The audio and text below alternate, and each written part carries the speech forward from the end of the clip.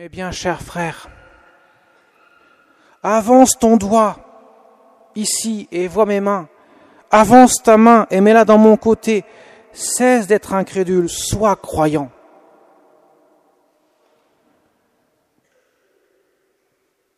Mes chers amis, Thomas s'exclame, « Mon Seigneur et mon Dieu !» Lui qui refusait de croire, sur le champ est foudroyé par la grâce.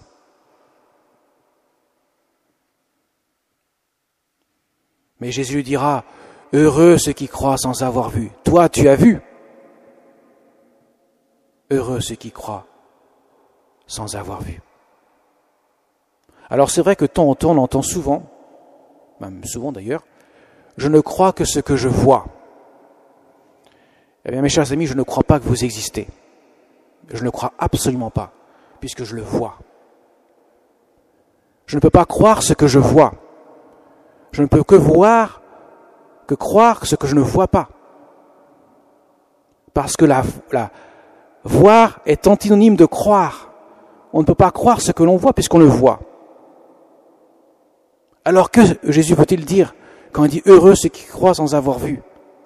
Ça veut dire « Heureux ceux qui croient que je suis Dieu sans avoir vu mon humanité transpercée ». Le voir et le croire ne s'appliquent pas au même objet, au même sujet. Le croire s'applique à la divinité de Jésus et le voir s'applique à l'humanité de Jésus. Mais voyez Thomas, il fallait qu'il voie le crucifié, il fallait qu'il voie les plaies. Je veux voir les plaies. Je veux mettre ma main dans son côté. Et là, j'y croirai.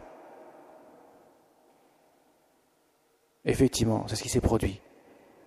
Sa foi s'est exprimée à ce moment-là. C'est le mystère de la miséricorde divine.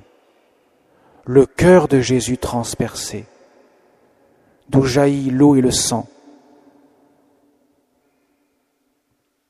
sont l'expression de l'amour miséricordieux de Jésus, sont l'expression de la plus grande chose que Dieu ait faite ici-bas. En 1931, Jésus apparaît à une petite Polonaise, une religieuse, sœur Faustine, que Jean-Paul II canonisera en l'an 2000. Jésus lui dit « Je veux que tu deviennes l'apôtre de la miséricorde divine. Je veux que tu montres au monde ce tableau que je t'invite à faire peindre, sur lequel est représenté Jésus que vous avez au-dessus de votre tête, dans la nef, avec le cœur d'où jaillit les rayons pâles, blancs, bleus, qui signifient l'eau bien sûr, et les rayons rouges qui signifient le sang. L'eau du baptême, le sang de l'Eucharistie. C'est le mystère de la miséricorde divine. Jésus demande ça à Sainte Faustine parce qu'il dit « Je veux faire miséricorde aux âmes.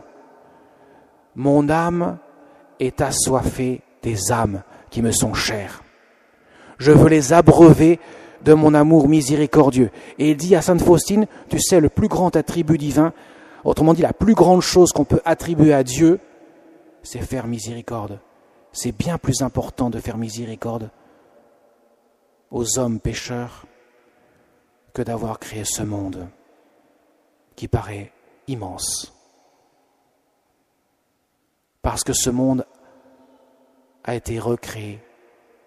L'humanité a été recréée dans l'amour miséricordieux de Jésus. Dans le mot miséricorde, le mot misère et le mot corps. Corps en latin veut dire cœur. Le cœur de Jésus nous a aimés malgré nos misères. Il déverse à flot son amour miséricordieux dans les âmes. Et vous avez constaté, vous avez entendu dans la lecture de l'Évangile, Jésus demande à Thomas, cesse d'être incrédule, sois croyant. Ça veut dire que si tu restes incrédule, si tu ne crois pas, je ne pourrai rien pour toi. Dieu nous confie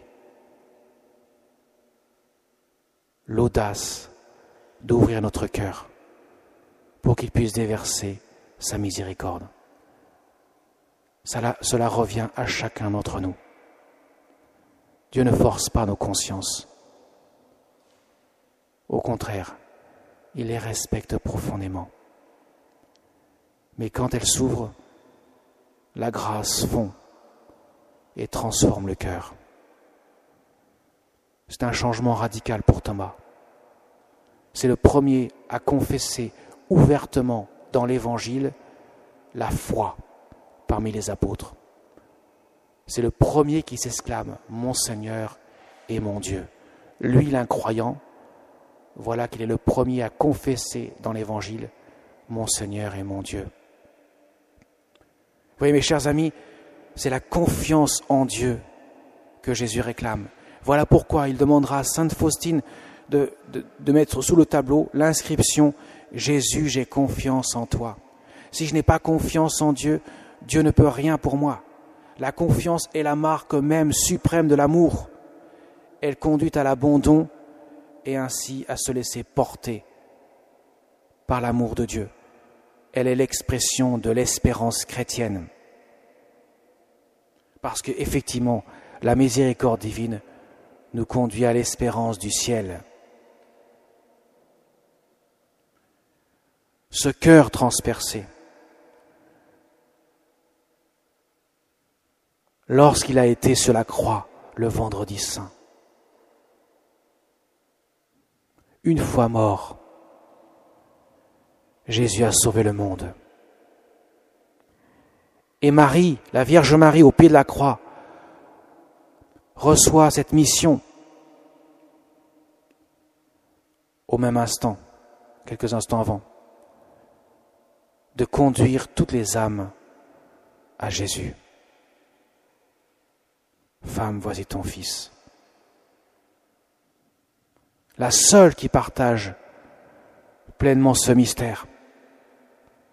La seule à la 4e station du chemin de croix qui rencontre son fils, qui console son fils. Son fils semble lui dire « Femme, je suis en train de recréer toute chose dans mon amour. » Et voilà comment moi-même, une fois mort, son cœur est ouvert par la lance du soldat.